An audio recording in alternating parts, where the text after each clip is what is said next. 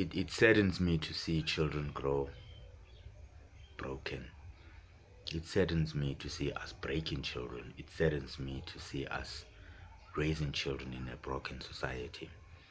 And I don't believe that a father or a mother would willingly, knowingly, consciously hurt their child.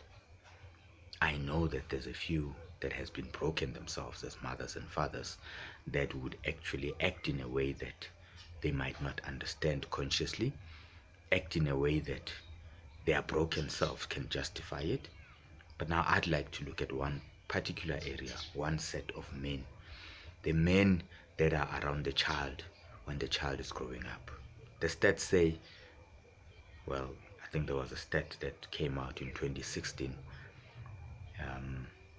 We are ATM fathers and all of that. That suggests that 60% of children grow up without their fathers. And then now I question that, because now I'm saying they grew up without their fathers, but they grew up around men, the very same men who abuse them. So now, without pointing fingers, I would like to select and really point a finger at the maternal men, the men that are around the mother's family, the uncles, the grandfathers, the big brothers, step big brothers, even the stepfathers. Are you aware of the responsibility that lies on your shoulders when the biological father is not there? You are the fathers. You become the ones that must raise and protect this child. Yet we see so many children being broken, so many children ending up in jail, so many children ending up in prison. I mean, now there's a story that just broke now in Cape Town where a 22-year-old daughter of someone just decided that they would jump from the 8th or 10th floor of a building, weeks after they have actually gone into a serious relationship, as far as even having been paid lobola for. No, this is wrong. This poor child didn't just wake up and decide to take their life. No, this poor child has been broken along over a period of time. This poor child, whatever that might have happened that day, that week, that year, even in that relationship that she might have been in, is not enough to break a child like that. Something happened in the bringing of this child. Are we supporting our mothers when they are raising these children? Are we supporting our fathers? Are we supporting the families appropriately? Social development, are you doing what you're supposed to be doing?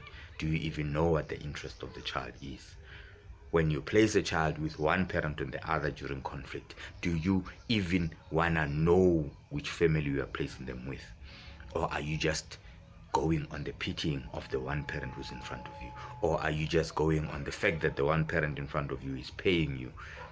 Seps, you are so much in the wrong in so many ways. Department of Justice, the magistrates, you are so much in the wrong in so many ways. Social workers, you are so much in the wrong in so many ways. I'm just saying that there is a handful of SEPs, people that I know. Some of them are my friends. They're good policemen. There's a handful of magistrates and attorneys that I know, good people.